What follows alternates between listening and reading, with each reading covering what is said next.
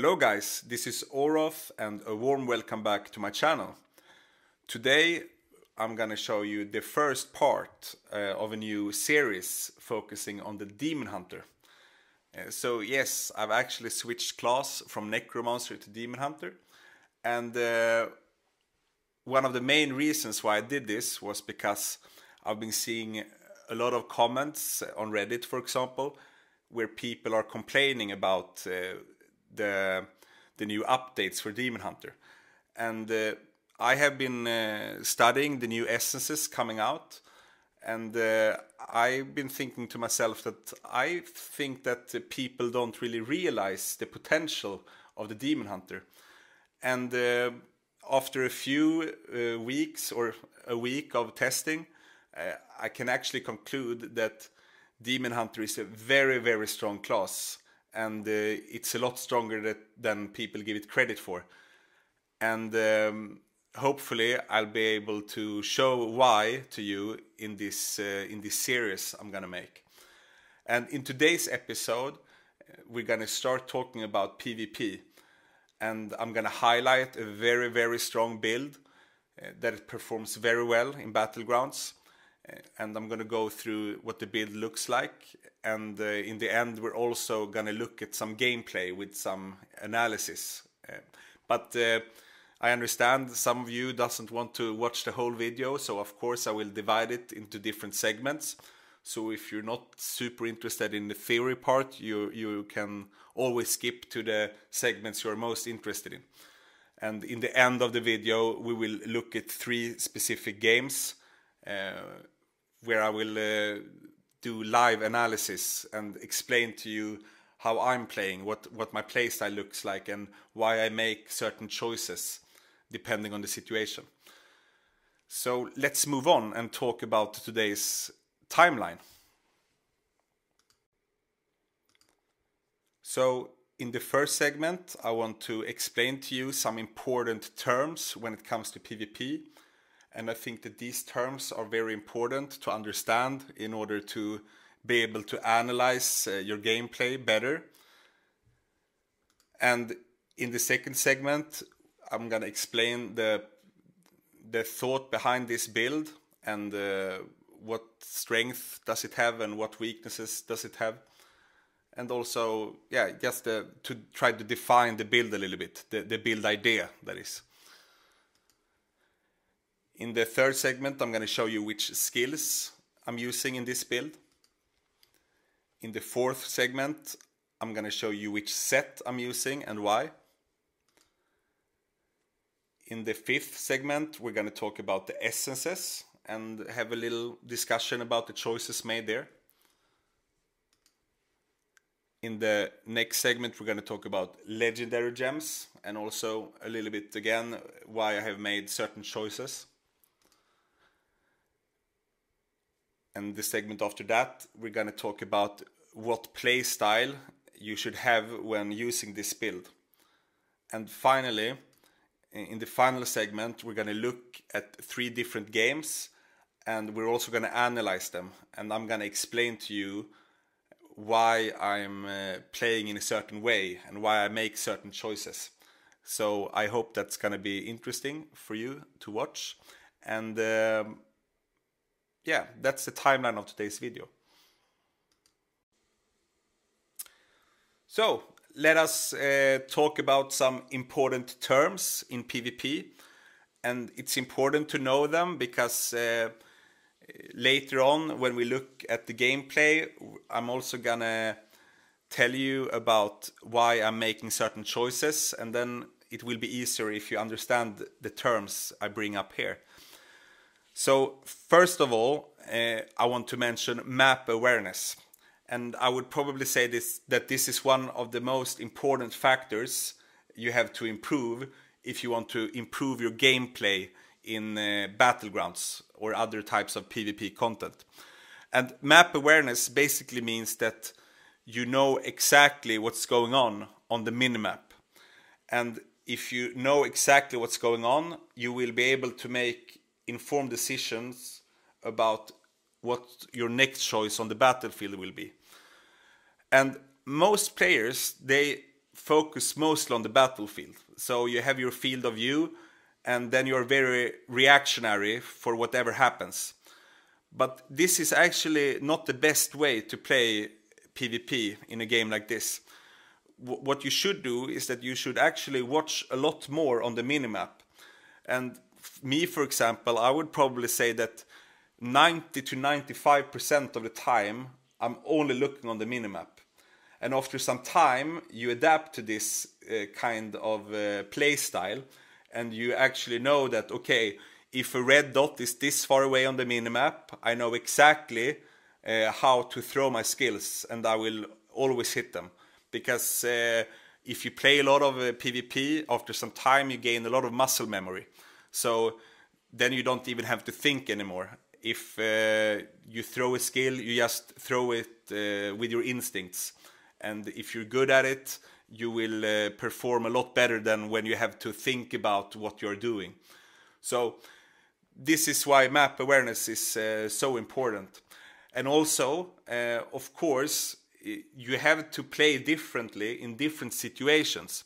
So it's not only enough to have great map awareness, you also have to be able to make the correct decisions based on the information you gain from watching the minimap. So yeah, this is basically map awareness in a nutshell. And we're gonna, later in the video here, we're gonna look at some gameplay, some different games, and all of the terms I bring up here, they will of course be important when we analyze the games together. The next important term in PvP is juking. So what is juking? Juking is basically to have a certain movement pattern that makes it more difficult for your enemies to hit you. So I'm gonna make a very simple example for you. Let's pretend that you are low on HP and you have to get out to safety. And when you are trying to retreat, you are chased by a Blood Knight. And most players, when they are trying to run back to safety, they are running in a straight line. And what this means is that when the Blood Knight is trying to attack this player, perhaps engage him with a skewer to stun him, he can quite easily predict where you will be next, and then he will more often hit you with the stun and most likely kill you, since you were low on HP already. But what juking means is that instead of perhaps running in a straight line, you can try to have a more strange movement pattern, that you maybe run a little bit from side to side, so not entirely straight. And also, after some time, if you are skilled, you know that you have a feeling about the moment when the skewer will come, and then you make a sudden change in direction in a way that the Blood Knight can't expect. And if you're able to practice this and perform this well, you will be able to avoid a lot of attacks, even when under a lot of pressure.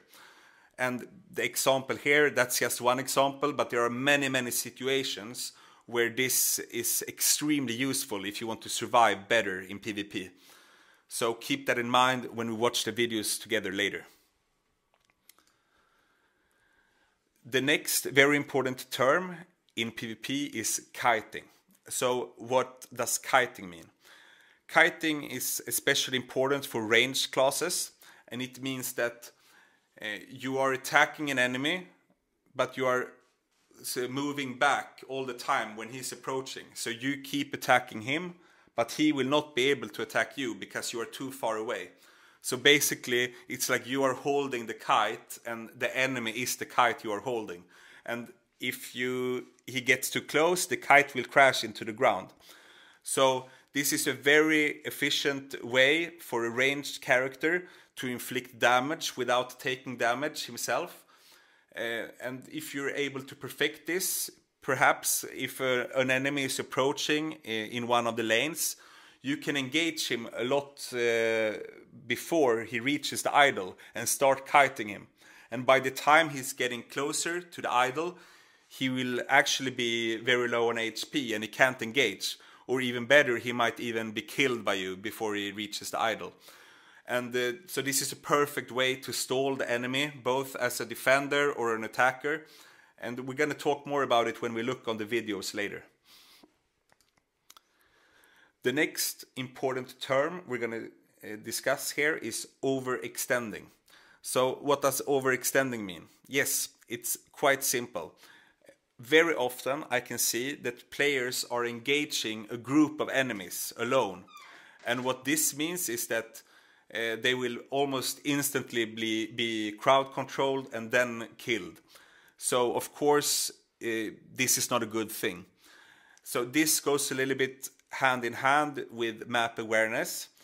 If you're able to read the map correctly, you will see that, okay, now there is a lot of enemies slightly ahead. If I get closer now, there's a huge risk that I will actually be CC'd. So then it's better to fall back a little bit and wait for some backup, and then you engage together.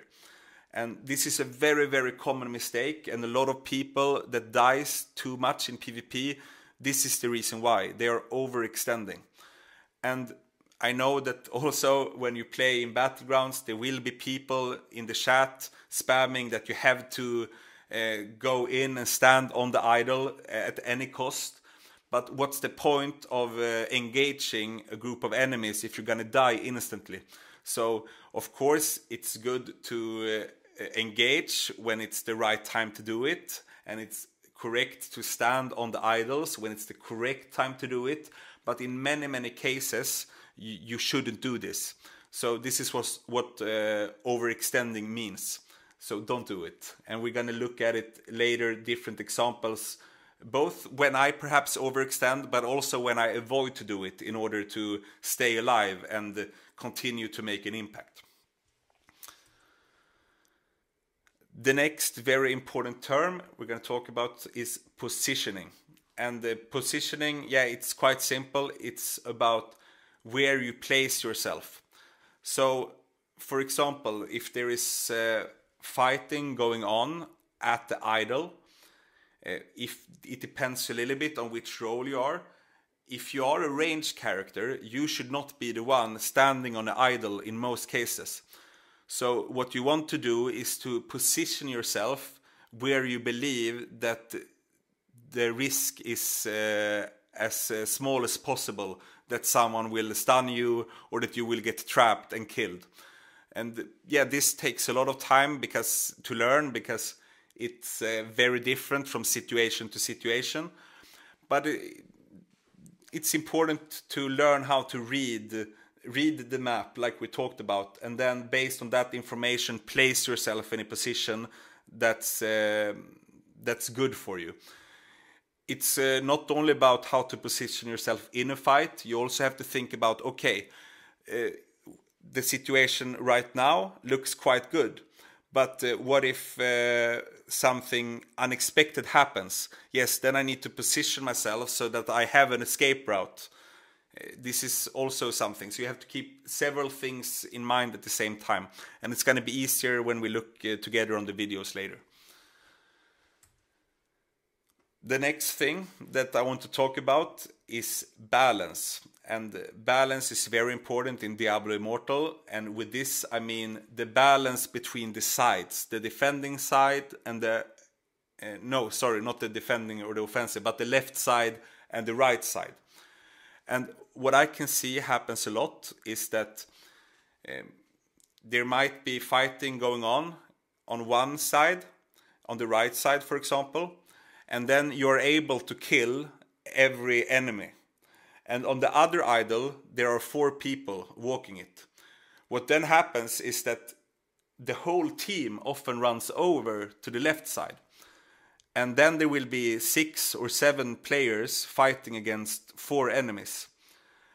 And what I then see is that if they are fighting against a barbarian or a blood knight or crusaders, it might take quite some time for this fight to finish. And before the fight is over, there is respawned enemies approaching the other side again. And what I mean with balance is that it's super important that you're not staying everybody in a fight until it's entirely over. You have to look on the minimap and see, okay, now there are 2 people approaching the other idol. Someone has to get over there and make sure that they don't start walking it for free.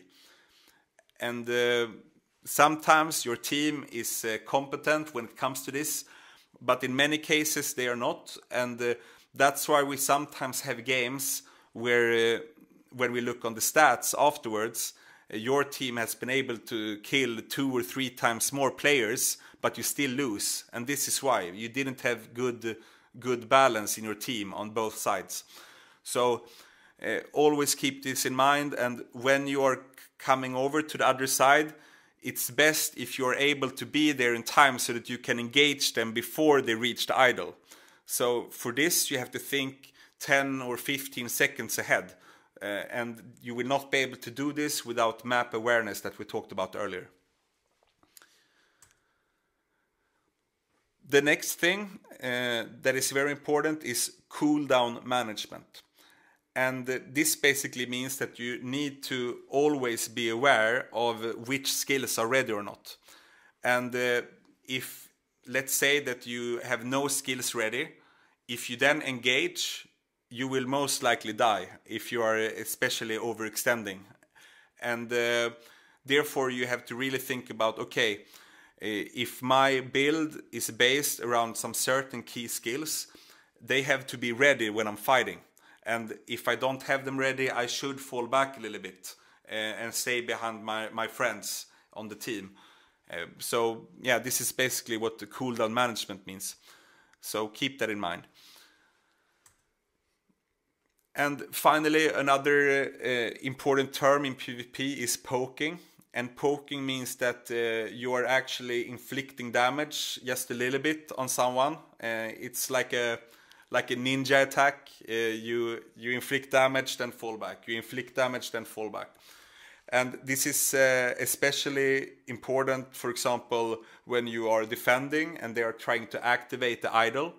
In the best of worlds, you're able to poke them all the time, so that they will not be able to activate the idol. So yeah, that's what poking means. So these are some important terms. Of course, there are many other important terms in PvP, but these are some key ones. And yeah, like I said, we're gonna watch 3 games later, and then you can see what I mean with a live example. So let us talk about the build that I'm gonna highlight in this video. One thing with this build is that it has constant sustained damage. So yeah, it doesn't have that much burst damage. Of course, sometimes when you get everything off at once, you will also have a lot of burst. But the main strength of this build, or one of the main strengths, is that it has constant sustained damage, which means that you can put pressure against the enemy for a long time. Also, this is a build that utilizes summons, and what's very good about summons is that even if you are running away, they can still attack. So the summons will do the hard work here, and your work will be to position yourself and stay out of trouble.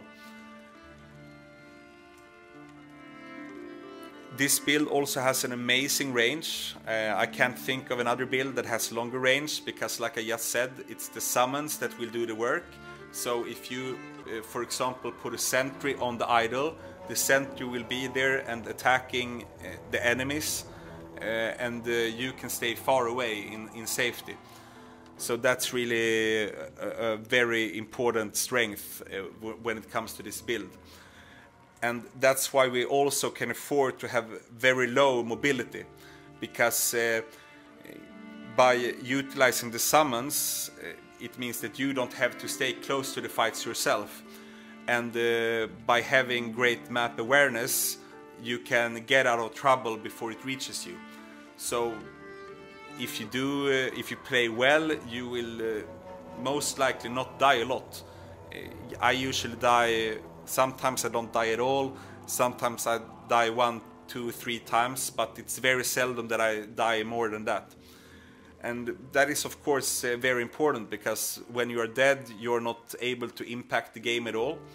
And yeah, so that's the idea around this build, and what it's good at and where it excels at. So let's talk briefly about the skills I'm using.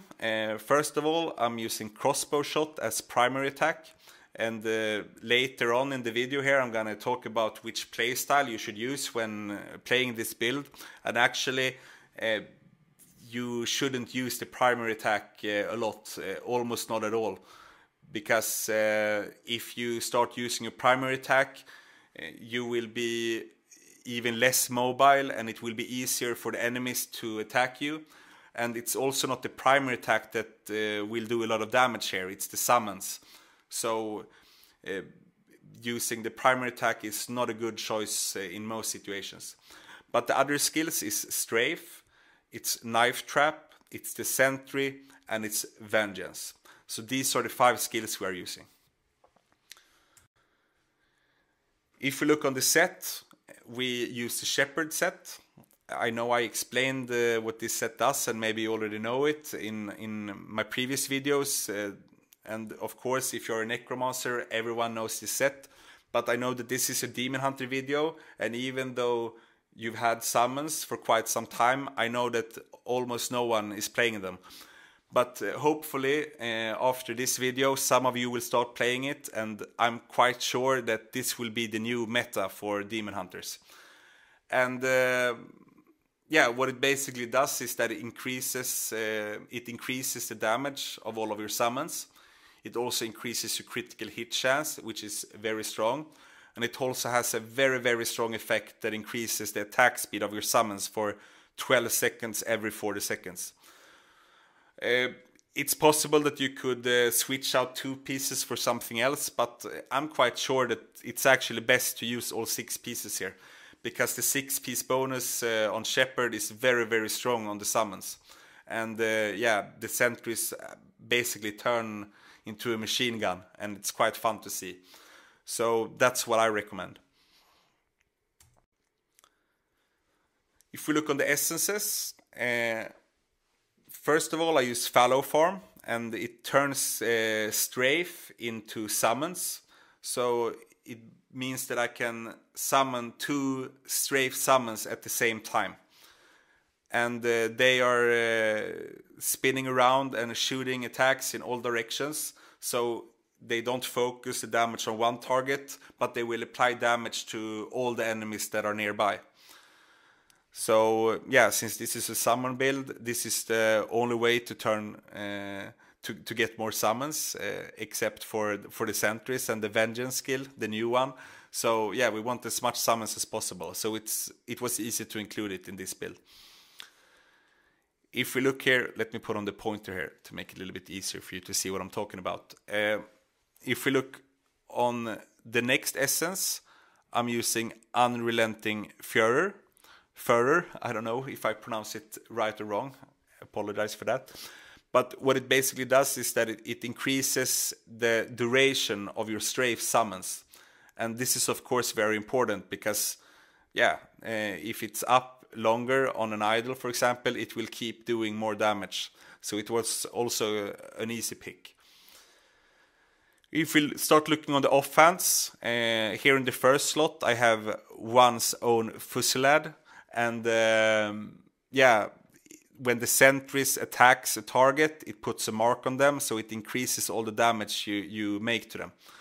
And yeah, I mean this essence is decent, but it's not the star of this build. If we look on the second offhand, we have chosen Turmoil. And Turmoil makes strafe also launch missiles that seeks enemies, heat-seeking missiles or enemy-seeking missiles. And yeah, basically I've already focused a lot on increasing the duration on the strafe summons. So if I can add extra damage, that will also be a good thing. So that's why I include this essence in this build. If we look on the legs here, I have dancing in place. I'm not sure if this is the best trap to use, but yeah, it activates fairly quick compared to other traps, and also it gives you some extra survivability if you play defensively, or it makes your offensive capabilities better if you play offensively, because you will lock people in place for either you or your summons to kill them, or for your teammates to kill them. So this is, I actually think that the traps are very, very strong. And they're not only strong for the trap effect themselves, we also have the shoulders here, waltz on shattered glass, that is. That says that whenever a knife trap is triggered, it increases the attack speed of your sentries. And attack speed is always a good thing. The more attack speed you have, it will increase your damage a lot. So yeah, this was also a fairly easy pick, to be honest. If we look on the chest piece here, I use Yearling Kill, and it turns my vengeance into something that summons a new summon, an inner demon. And this summon is actually extremely strong.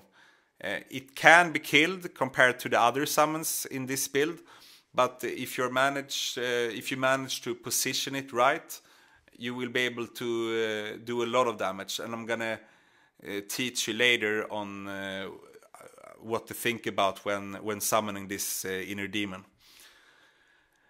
And finally, we have the new helmet essence, Boar at the Door, and it turns your sentries into an untargetable summon. And the problem with summons previously in PvP was that they died instantly. So of course, when they release an essence that makes the summon unkillable, that has to be a good thing. Especially for me as a Necromancer player, I love to play with summons. So yeah, this was a good thing for me, because now I finally found a very good reason to play with Demon Hunter as well. So yeah, these are the essences that I'm using in this build.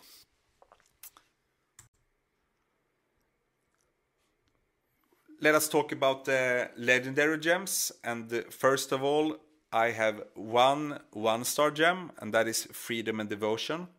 And Freedom and Devotion mainly increases the duration of my summons, and it also increases the damage a little bit.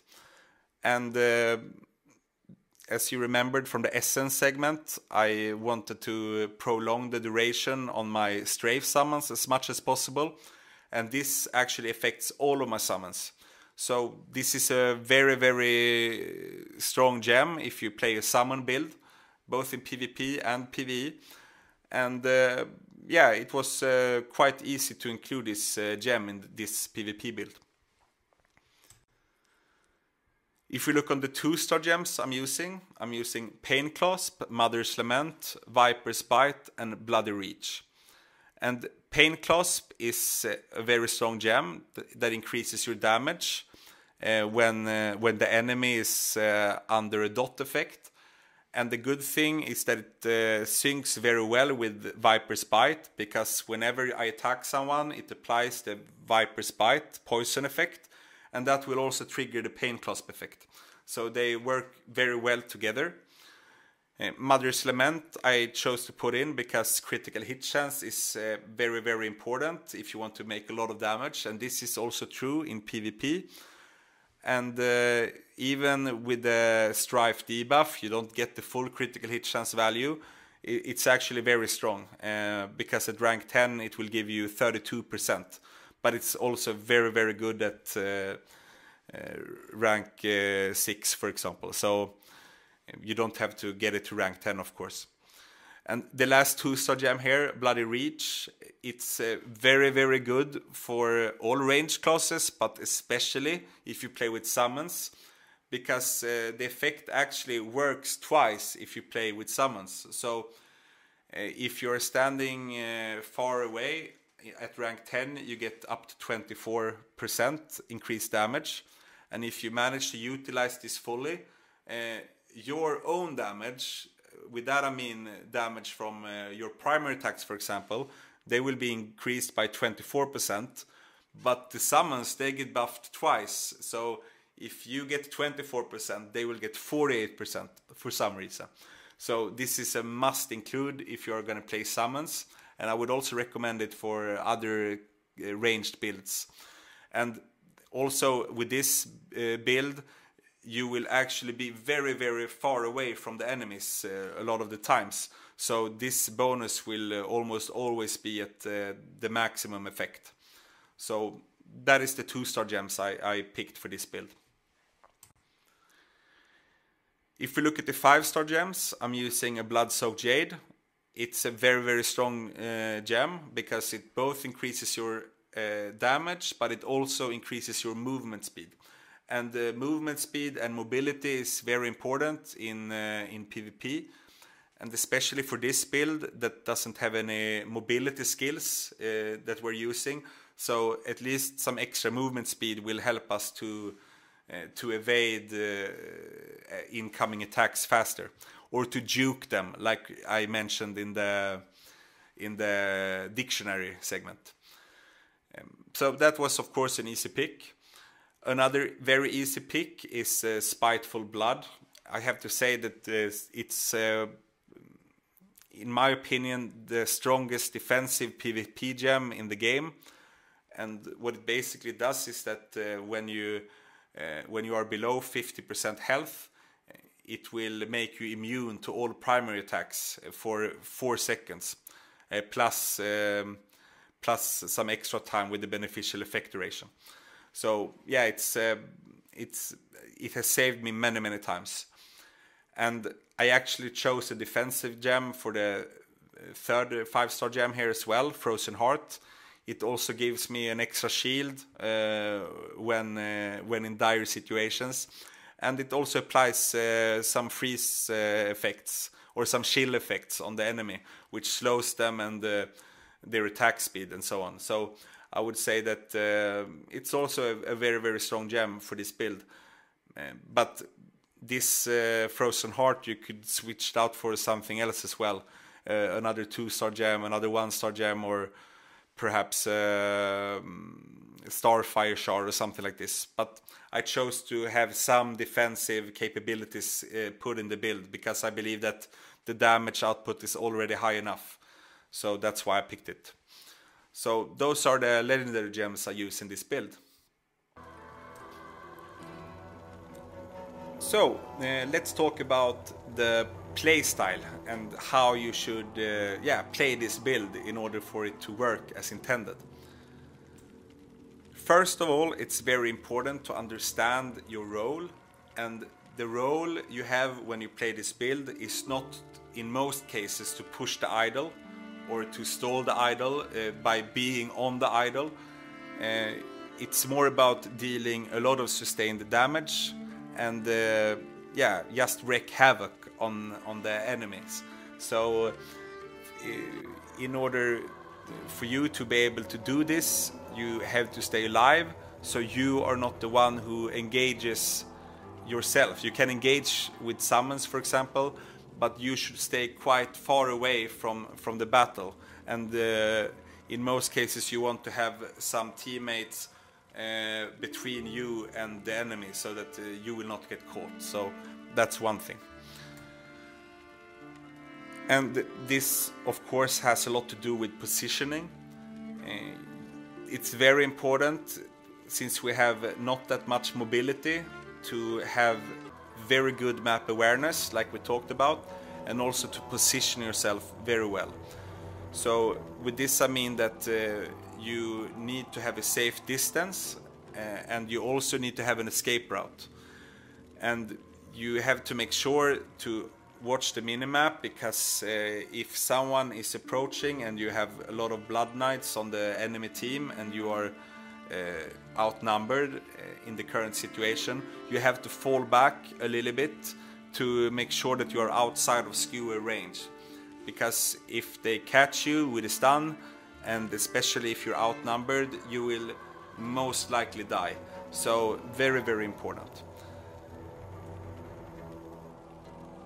We have our knife traps as a great tool, and both to buff our sentries with attack speed, but also to control the battlefield better. So it depends on the situation where you should put your traps. If the battle is very rough on the idol and it's an even fight, you can just place the traps on the idol or around the idol, close to it. And they will do both a lot of damage but also control the enemy, crowd control, very important. But if you are a little bit more pushed back, you can also use them as a defensive tool. So you can put knife traps down in a pattern so that if someone is chasing you, they will most likely step on them. Or if they don't step on them, they have to take a different route that's longer. So then it will be easier for you to get away. So that's a way to use it as a defensive tool. You can also set up like a minefield to protect your summons. So you put the knife traps in a row in front of the summons, then you have your summons, and then you are standing in the back.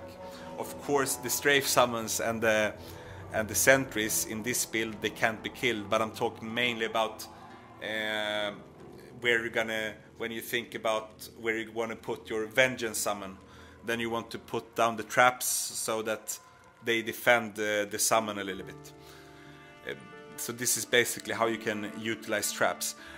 If, let's say that you have killed all the enemies and they are approaching the corridor where you are standing, if you are able to, you can run ahead of the idol and start putting down knife traps in that corridor, because then you will make it a lot more harder for the enemy to reach the idol. So this is also a good way to use traps. And next I'm going to talk about where to put your summons, and of course trap positioning and summon positioning goes a lot hand in hand in most cases. And when we talk about the summons, the good thing here is that we don't have to think that much about the survivability for the summons, because most of them, they can't take damage. So when it comes to the strafe summons and the sentries, if the battle is ongoing on the idol and it's a very even fight, then you can just put them straight into the battle and they will wreak havoc and do a lot of damage to everyone who's there. So that's a very good thing. If you are falling back, it's also very good to put down the summons next to your traps. So in order for the enemy to reach you and your friends, if you're retreating, they have to run through a gauntlet of knife traps and summons. And this very often, when I'm a little bit low on HP and an enemy notices this, they start to chase me. I just put down my summons, I put down my knife traps, keep running, and I kill them before they reach me or even know what happened. So that's very, very strong. You can also do this, like I said, with the knife traps. If you have been able to kill off all the enemies, but you can see that enemies are approaching further up the lane, it's good if you are able to engage them quite early. So you walk in front of the idol, you start putting down your knife traps and your summons, and then they can't really reach the idol without taking a lot of damage. So it's a perfect way to stall. Even if you are alone playing against 2 or 3 players, if you put down all your summons, they will do damage to all of them when they are trying to get to the idol. So very, very great tactic in order to both stall but also get kills and just make a lot of impact in the game. Finally, I also want to say something about primary attacks. I know I mentioned it in the skills segment, but if you're not used to playing a build like this, I would actually recommend you to not use the primary attack at all, because I know it can be tempting, especially if you're used to playing a primary attack Demon Hunter, but your primary attack will not have a lot of impact, and it will only make you more vulnerable, because when you use your primary attack you often have to get a little bit closer to the battle, and also it's your mobility becomes even worse, so it will be even easier for the enemies to hit you. So yeah, in some situations it's okay to use the primary attack, but in most cases don't use it. So if you're playing with this build for the first time and you're not used to it, I think it will be a lot easier for you if you just pretend that you don't even have a primary attack, and you're gonna learn how to play this build a lot faster, and you will see, yeah, I think you will see great results quite fast. So yeah, this is just some short mentions about what to think about when playing this build. But yeah, let's not dwell on it any longer, and go to the next segment where we're gonna look at the different games and we're gonna analyze them together. So let's go. So in this first game we are playing as attacker.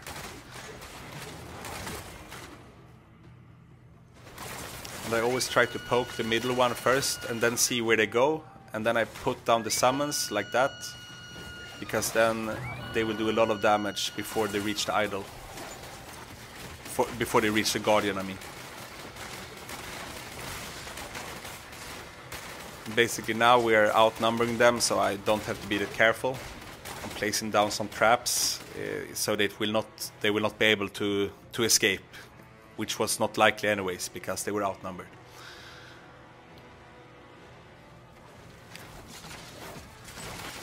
So here we are at the choke point, and sometimes you get stuck here. So I always try to place the summons in this area where we are fighting now. And if we are under pressure, I can put them down and then run inside the safety zone again. But in this game we managed to push them out quite easily. We were quite fast also to the idols. In this situation, here we are doing very well because we are fighting in front of the idol, and we don't want them to reach it, because as long as we're able to keep fighting in front of the idol, we can walk it behind me. So yeah, as you can see here, I'm trying to always look on the minimap to keep kind of a safe distance to an enemy. As you can see there, as soon as I get skewered, I lose a lot of HP. And now it's time to retreat. And you can also see, it's very important, I'm actually trying to heal a lot. Even if you just lost a little bit of health, whenever you have time, just always heal up.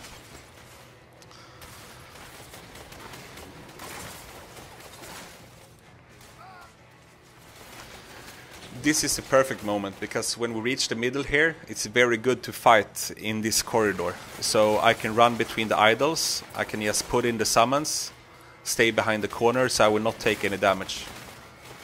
And as you can see here, I'm not using the primary attack at all, I'm just placing the summons down and they do a lot of damage. I saw someone coming there in the corridor on the map, so therefore I placed down the knife trap. And also now, if we are losing the fight on the idol, I have an escape route. I can run more to the middle here. And if I put down a lot of knife traps or summons, if they try to chase me, they will take a lot of damage, and I might be able to kill them even if I'm outnumbered.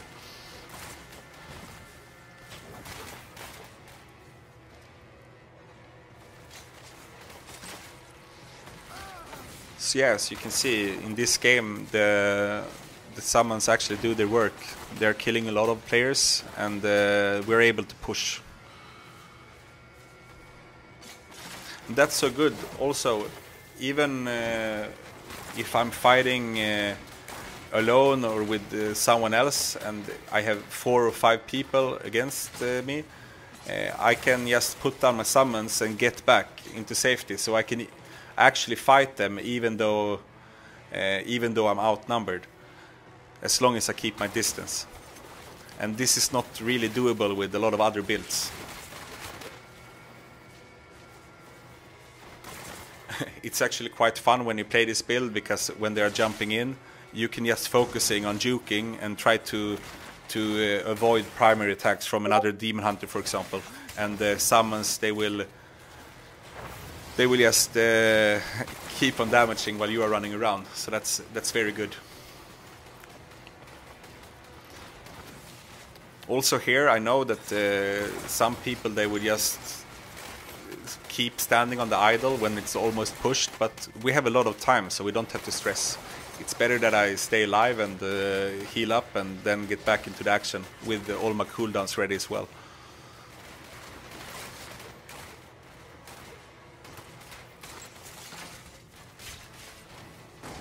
So yeah. Here I have to run. You see, I placed down some summons, I kept running. Now the enemy got caught by my teammates, but it would be also very difficult for him if he would keep on chasing me there. And you see here now that we are actually way outnumbered here. I can put my summons down, they keep doing damage, and then I can just get back. And also notice here, where I put down the Vengeance summon there on the left, you should always put it down close to a wall, because it's more likely to get hit and killed if you place it in the middle of the corridor. So try to place it against the wall or around the corner, and then it will survive a lot more. It is also the summon that makes most of the damage compared to the other summons. So if you manage to place it correctly, it will perform very well.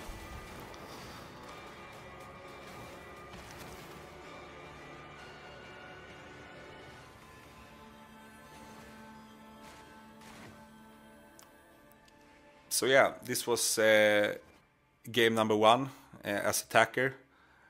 And if we look on the stats here, good stats of course, and I have to say that most of the games, they look similar to this.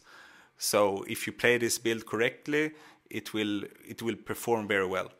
And yeah, of course I also have to mention that I've shown you the legendary gems, but I didn't tell you my specific resonance when I'm playing it, and my resonance is around 3.7k when using this build, and it actually performs very well even against a lot higher resonance players. And I have also picked out a game where I play against very, very strong players above 9,000 resonance to see how it performs there. So yeah, this was game number 1, and that was as attacker. So next game we're gonna look when we play as defender.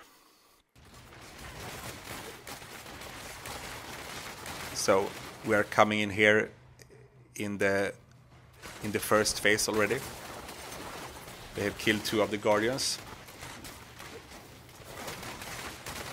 And yeah, here I just I want to poke them and stall them here a little bit if I can with the summons, but I'm also looking on the minimap here all the time to make sure that I will not be surrounded and die here. And I also need to get back soon because they're gonna kill the guardian,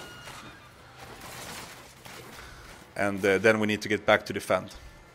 And as you could see there, right after they killed the guardian, we also killed one of their guys, so we know that he will spawn here.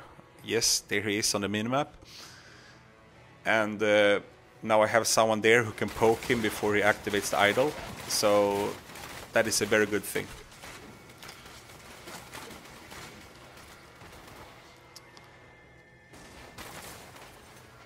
So here is a very good tip. If you play this build, you can just put your summons here in this hallway here, and they will have a hard time reaching this idol. And if you manage to put them even a little bit further, you can trap them here in this choke point. So you can make a minefield with your knife traps and put down your summons there at the entrance, and then just put them down and then fall back a little bit so you don't stay too close to the action. Now someone is approaching me from the back line, so I have to be ready. I should actually have put that down a little bit earlier, because yeah, now they managed to activate the idol. And yeah, now I'm in big trouble. And I died. I got stuck in that fight, and of course it triggered my gladiator, but otherwise I would have retreated because they were approaching too many people on the idol they had pushed through, so then I have to fall back in order to stay alive. So yeah, we're back at it again.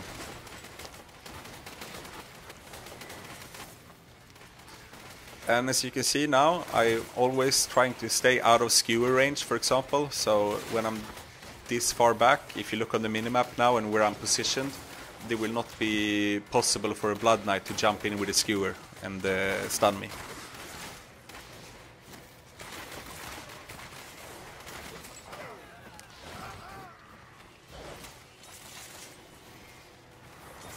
Now this happened anyways, but you see I was totally out of, I was crowd controlled, but I had so many summons and knife traps back there to protect me, so they killed them. And now back to this choke point. Same thing again. So just put your summons in and then fall back. And now you don't want to stay close to him, so you put down some summons and then you run back. Yeah, exactly like that.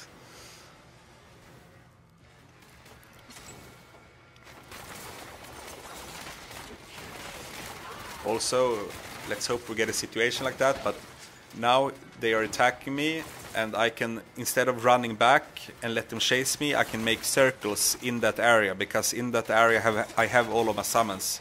They can protect me and keep doing damage to them even though I'm moving all the time. So, very good tip as well. And you see, I put the Vengeance Summon right against the wall there. And it most of the time survives the whole duration. So it's very good.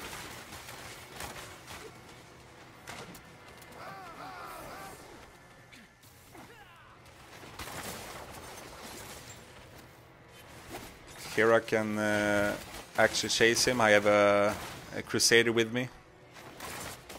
And I'm also quite full on HP. I'm using the primary attack here because I felt it was safe to do, but if you look on the minimap now, there is a lot of red dots, so I have to be careful. So yeah, like that. Go back and heal if you can, and after you have put your summons in. Ooh, that was actually close to skewering me.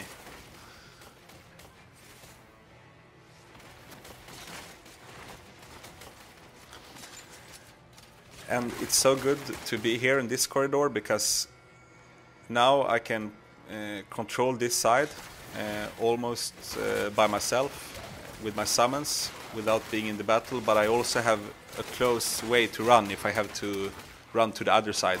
Like now, for example, you can see that they started pushing there, so I have to get over without dying, but I couldn't, of course. There I actually felt the need to get over to the other side, so I started moving there, but that also made me more vulnerable in this case, and this time I couldn't make it. But you can see, as soon as I don't make a decision that's also focusing on my survivability, I might die quite fast. So if you're going to play this build, it's very, very important to think about this all the time, because otherwise you will feel that you get killed too easily.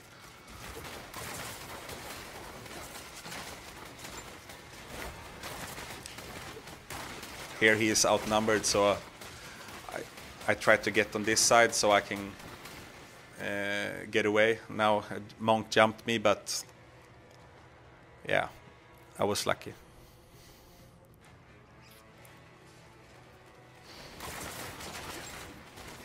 Also, if you stand exactly here in this stair, when all the Blood Knights or Barbarians, when they come closer to the idol, they often jump on the idol. So by just standing a little bit to the side like this, you will actually stay alive. And a lot of people, they are often writing in chat that fight on the idols at all costs, and a lot of people is also doing this. And if you do that as a demon hunter, you will die way too much. So in most cases you should not stand on the idol.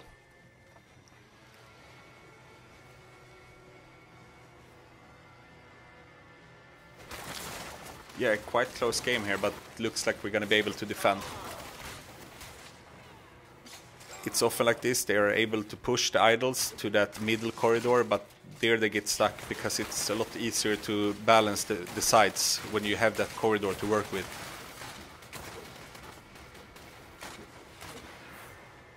So yeah.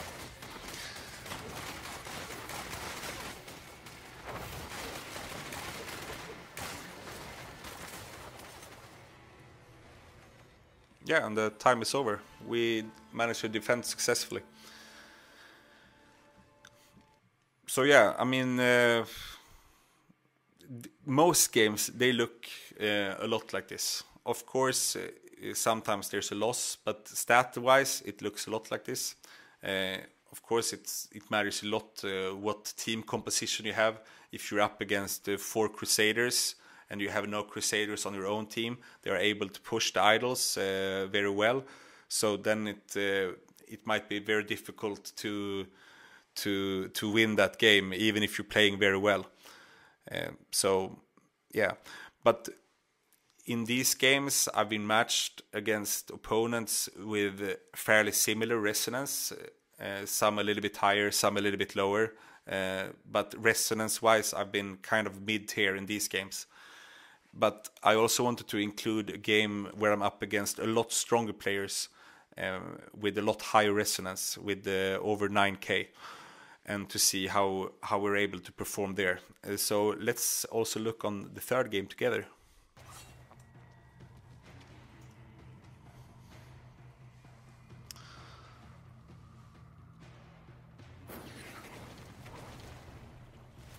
So we are attackers once again. Here I put down my summons, but I would actually wait a little bit, and like I did in the other game, I should not use the summons there and then run to the side where they are approaching to put all of them down, to apply pressure to the enemies. Since I'm playing here in the lobby with a lot of high resonance players, it's very, very important to be very precise with my moves and with my positioning, and also to heal up as often as I can.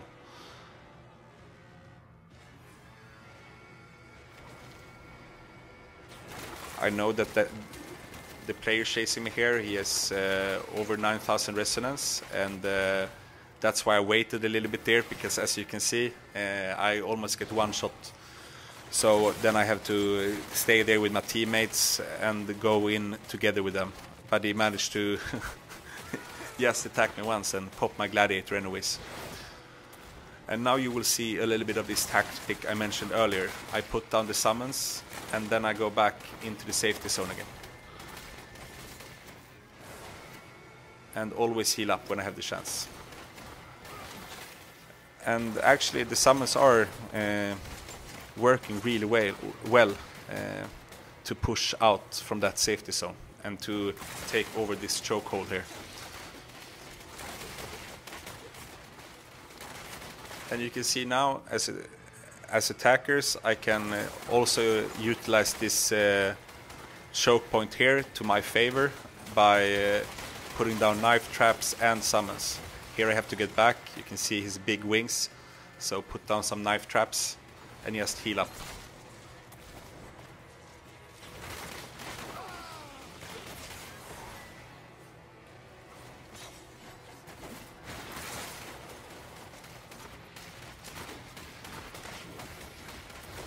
Yeah, this is a quite hard game, but now it looks like we are able to push the left side, and there's only one guy, no, 2 guys approaching there, and I decide to come here to the right side.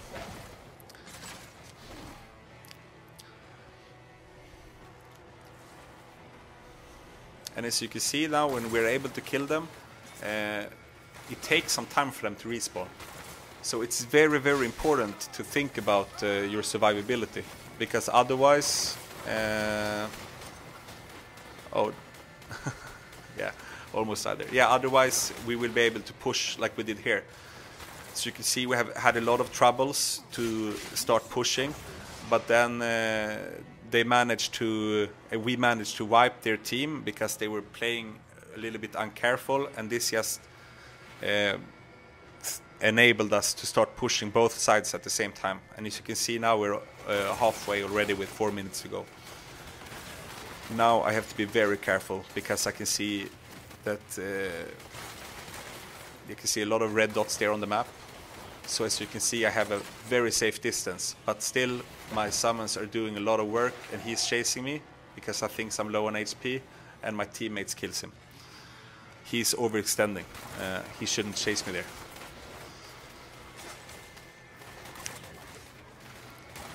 Same again here. I could see that they were approaching from the other side, so I keep my distance here.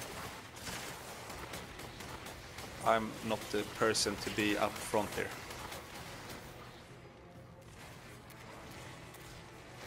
And the good thing, when you're playing like this, a lot of enemies will often think that you are in a lot of trouble. So this basically means that they will chase you, even though you're actually not in trouble. And then they have overextended and they will die.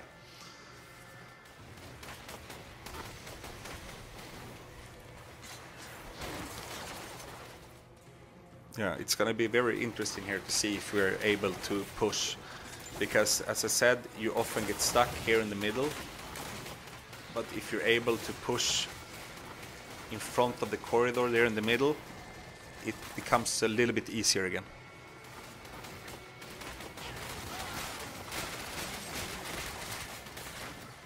Yeah, you can see one skewer and I'm dead. So I have to be very careful. There it was a little bit risky to run through him, but I had 3 enemies on the idol, and if they would, I couldn't run that way because then they would kill me. So as you remember now, I put up the knife traps in front.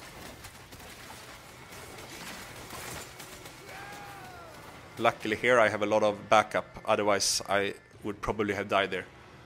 But I have to heal, and people are approaching, so I run back to safety.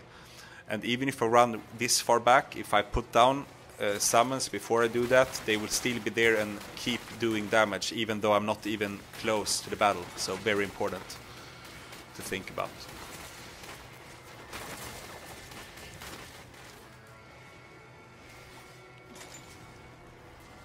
You see now, he was jumping, but I was out of skewer range.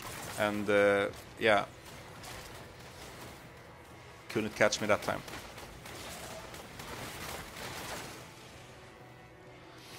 And I know that one could argue that, okay, why are you not standing on the idol now? Because, yeah, there is no enemy there.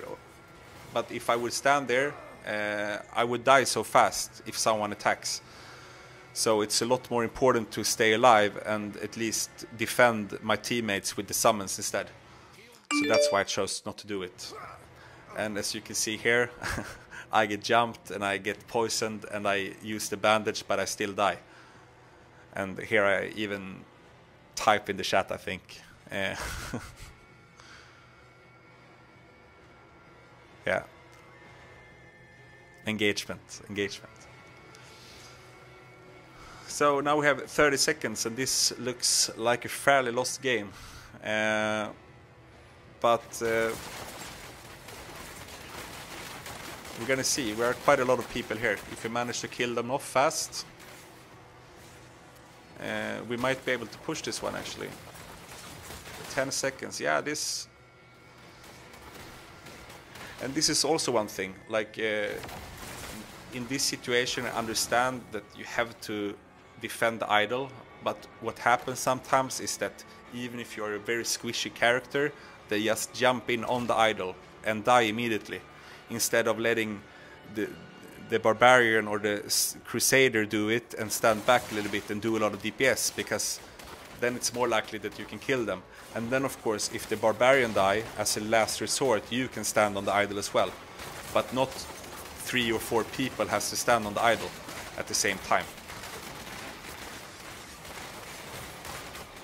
So yeah, we actually managed to push it here quite far and to win this game, I think.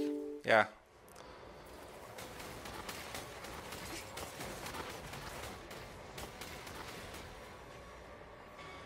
Yeah, very interesting game, and especially because, as I said, this build is only 3.7k resonance with my version, and here I'm up against players with way above 9,000 resonance, and as you can see, my stats are very good. I'm very impactful. I also managed to kill some of the big guys several times. So yeah, it's a very, very strong and good build for sure. And I hope that you also found it interesting to hear my thoughts and hear my gameplay analysis while watching them together. So that's basically it. We have watched all of the videos together now, and I really looked forward to share this video with you, and I feel quite confident when I say that Demon Hunter is a very, very strong class in all types of content now actually, but in this video we have talked about PvP, and I believe that this will be the new meta, and it's so strong to have summons that can't be killed, because you can actually be in a fight even without being there, and that was not possible before. And yeah, let's enjoy this while it lasts, because I'm actually not looking forward to games with 6 Demon Hunters all running this build, because that would yeah, it would be a crazy thing to watch, but maybe not the most fun after some time, because yeah, there will be 12 players on the battlefield just spamming summons, staying away from each other. Yeah, let's see how that goes. But I hope you enjoyed this video, and the next video I'm gonna upload will also be a Demon Hunter video, and it's gonna be the part 2 in this series, and it's gonna be about open world farming, where I'm also gonna introduce a build that is very different compared to the regular open world farm build that Demon Hunters use.